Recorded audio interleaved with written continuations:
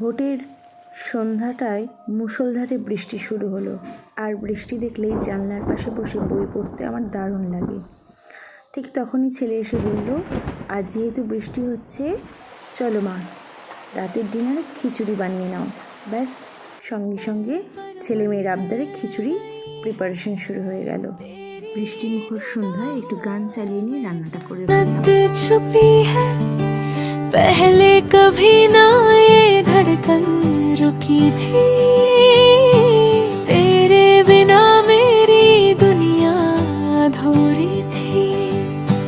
तू जो मिला तो सवेरे मिले हैं, पत्थर पे जैसे गुलाबी कनेर खिले हैं।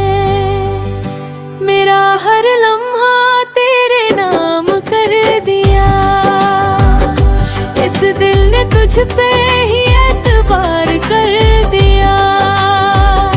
तू है मेरे ख्वाबों का मुसाफिर सनम, मैंने तो खुद को तेरे